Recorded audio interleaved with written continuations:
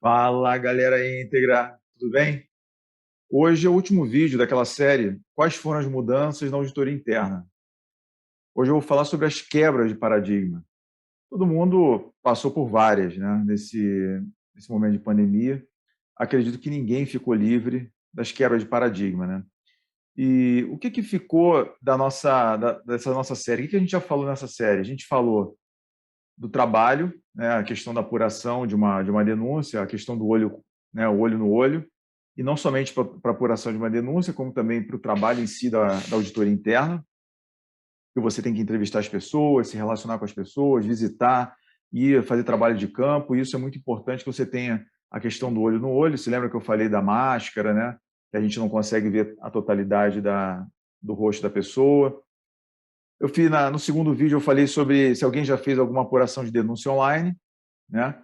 Eu compartilhei que eu fiz algumas, e alguns pontos que eu trouxe que dificultam, né, a apuração é a linguagem corporal, muito importante na hora de você fazer a entrevista, os olhares, que ficam comprometidos porque o nosso rosto fica mais da metade coberto, e essa parte do nariz e boca é uma parte muito importante para a construção das expressões faciais, e as fugas, né, que eu chamei aquela questão que pelo vídeo você não consegue saber se a pessoa está suando, se ela está com a mão suada, se ela entrou de uma forma, se ela veio no corredor, como é que ela entrou na sala, como é que ela se sentou, se ela estava apresentando algum tipo de reação por estar sendo pressionada.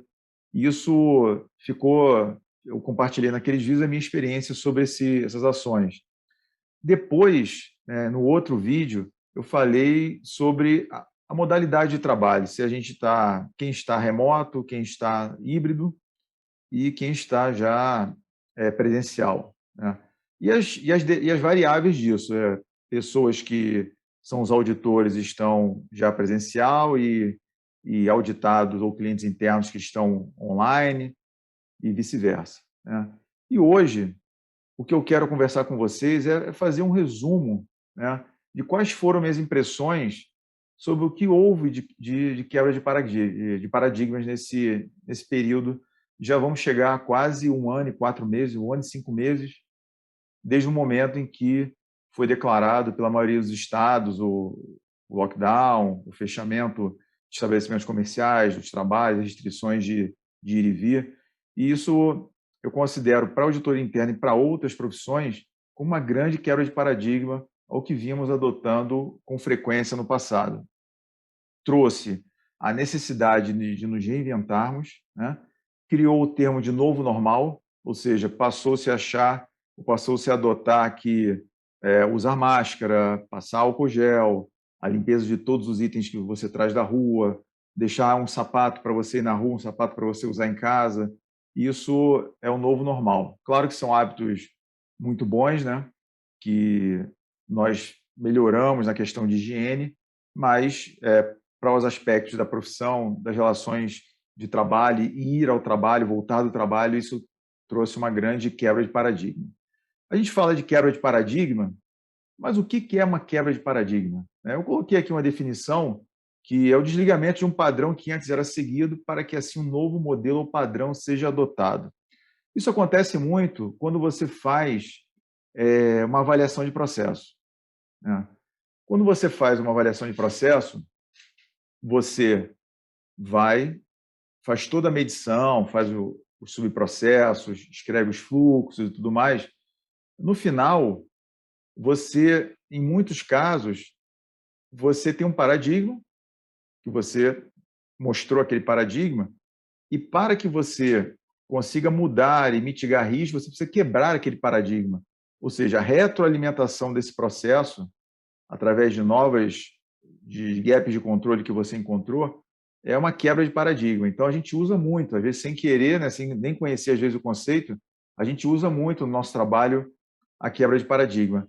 E quebra de paradigma, pelo menos no que eu quero colocar aqui, são coisas importantíssimas para o dia a dia da nossa profissão, e não somente para as coisas simples do nosso dia a dia, mas também para coisas mais complexas da nossa profissão, como, por exemplo, relações de trabalho, a questão da evolução tecnológica e como isso tudo derivou para o que a gente tem hoje. Hoje, com certeza, a sua forma de trabalhar, a sua forma de lidar com o seu colega de trabalho, como você pede determinados dados, como você pede informações, ela está bem diferente. Hoje, com certeza, você tem um cuidado maior ao pedir isso. Da mesma forma, você, dependendo da empresa, dependendo da forma como foi construído o teu trabalho de auditoria, controles internos, riscos, governança, integridade, você hoje tem muito mais acesso a dados, né? Dados mais robustos do que anteriormente, né?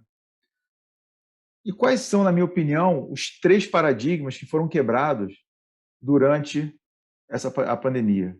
Né? E, sinceramente, a pandemia ainda está em curso, né? As variantes, né, estão chegando, agora temos a Delta, e o ritmo da vacinação, que por motivos que não cabe aqui falar, mas ele não é o que a população gostaria que fosse, né? A gente sempre se compara com outros países, então a gente ainda vai passar por um bom momento de incertezas e de como isso vai afetar a forma de trabalhar e simplesmente a forma de ir e vir, a forma até de a gente se relacionar dentro da nossa família. Primeiro ponto que a mim me tocou muito profundamente é a questão da alteração dos métodos de trabalho. Os métodos de trabalho que nós usualmente utilizávamos, né, eram métodos que nós já vimos empregando há muito tempo. Obviamente, vinha acontecendo uma evolução tecnológica, mas era uma evolução tecnológica um pouco mais vagarosa, porque demanda recursos, demanda pessoas para fazer aquelas atividades acontecerem, e isso não é tão rápido, né? É sabido que grandes mudanças na humanidade advêm de grandes desafios, né? Então, a guerra, por exemplo, faz a tecnologia evoluir muito, porque alguns países querem se defender. Grandes doenças fazem a medicina evoluir muito, né? E os grandes desafios fazem diversas áreas evoluírem muito. Isso não foi diferente com os métodos de trabalho. Então, hoje, para a auditoria interna, você tem mais análise de dados, tá? Muito mais. Hoje você tem um data analytics muito mais forte, você tem ferramentas de análise, você tem robotização das atividades de auditoria interna, principalmente a parte de data mining, encontro de inconsistências, as auditorias sobre exceções. Isso é muito mais forte e teve esse incremento nos últimos meses devido à pandemia. E com isso, você tem menos papel para analisar, né? Aquela questão lá atrás de quem é da auditoria das antigas, né? Os papéis de 6 colunas, 12 colunas, 16 colunas, você tinha que montar um papel de trabalho, que depois você passou a fazer isso no Excel, analisar uma porção de papel, dar tique.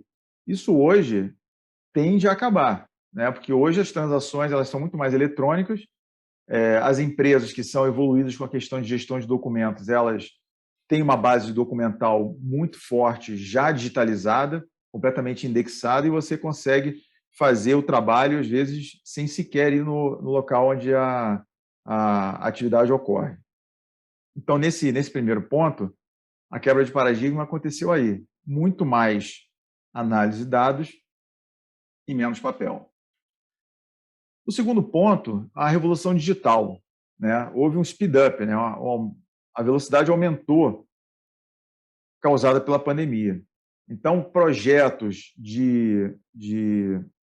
digamos, digitalização de documentos, implantação de sistemas, esses processos tornaram-se muito mais rápidos, porque as pessoas viram que, bom, se a pessoa não está no escritório, ela precisa trabalhar de qualquer forma de onde ela esteja. Então, a implantação de sistemas de apoio trouxe um aumento da velocidade com que essas evoluções chegavam, né, no nosso meio. Sites de coleta de dados, sites de background check, coisas que você pegaria o CNPJ da empresa, iria pesquisar, ou então você contrataria uma empresa para fazer isso. Não, hoje você tem portais que você joga lá uma porção de CNPJ, o cara já traz uma porção de resultado todos bem montados, consistentes, e você já faz o teu trabalho, e você já monta um robô que vai capturar só palavras-chave naqueles resultados, e você vai, enquanto isso, você vai fazer outra coisa. Aquilo ali passa a noite rodando, de repente a base é muito grande, passa a noite toda rodando, e você chega no final, tem um resultado e você faz as análises, que aí é um papel muito mais, digamos, charmoso, né, do auditor interno. Então, a revolução digital, nesse tocante, também teve como ponto principal o aumento das interações online. Você estava em casa, o teu auditado, o teu cliente interno também estava em casa, então você tinha muito mais motivos para interagir online, porque você não tinha mais aquela questão de levantar da sua mesa, pegar o elevador, descer, ou até uma coisa que eu falei lá atrás, nos outros vídeos, você vai pegar um avião, vai até onde o cara está trabalhando, e aí você, chegando lá, vai fazer as entrevistas, vai fazer a coleta de documentos. Não. Então, as interações online aumentaram muito. Tanto é que as empresas tiveram que aumentar as bandas de internet delas. Exatamente por isso, que os fluxos de informação, né, de streaming, principalmente, de vídeo, aumentaram muito. Você percebe que eu percebo isso muito claramente, que algumas empresas com as quais você interage, às vezes a pessoa fala assim, pô, dá para a gente não abrir o vídeo, porque aí a conexão fica pior, só com áudio fica melhor. Por quê? Porque há uma demanda grande de mais capacidade de banda.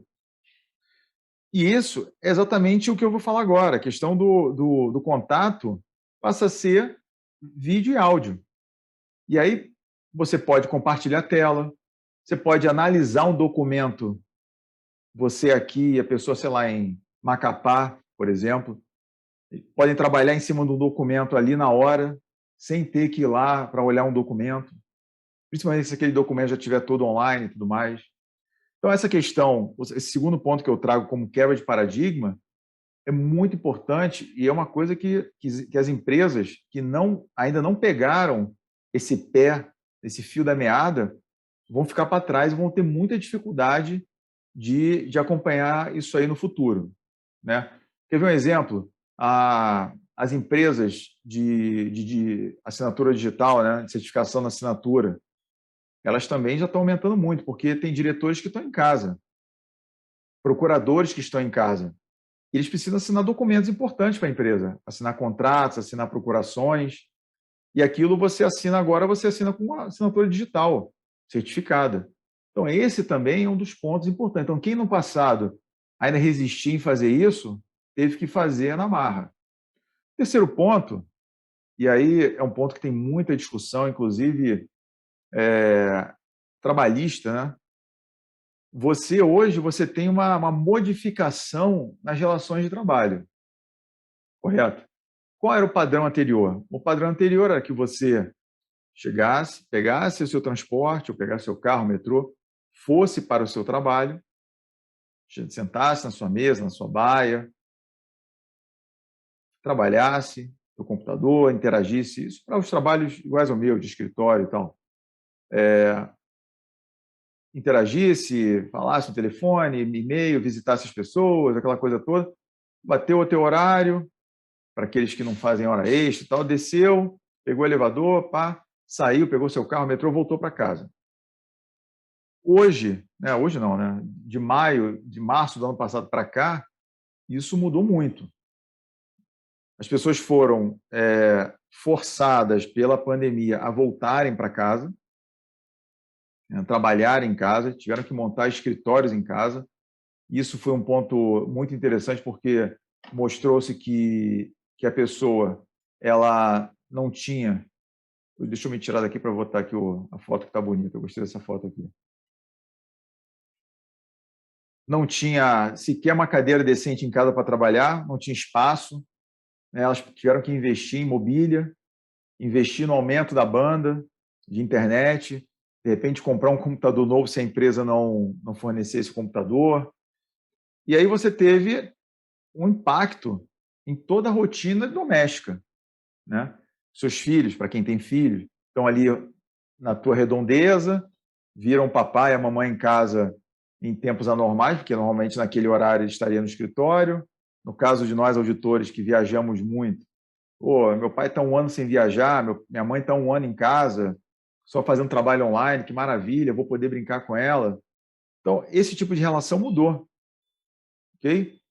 E outro ponto também foi a possibilidade da redução de jornada. Obviamente, algumas empresas optaram pela redução de jornada e também com a redução de salário, mas teve outras que, dada a economia que elas auferiram em reduzir os escritórios e tudo mais, há outras que não reduziram o salário.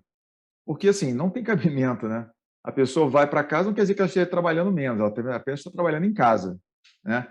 E ela pode, e as 8 horas habituais de trabalho, ela não precisa trabalhar assim, de 8 às 16, de 9 às 17. Ela vai trabalhar de 9 às 12, aí vai buscar o filho na escola, vai almoçar com a família, aí vai trabalhar de 15 às 17, aí vai levar o filho no futebol, vai voltar, aí vai trabalhar de novo de 20 às 24 horas, até meia-noite. Isso é uma coisa que pode acontecer. Então, houve esse tipo de modificação.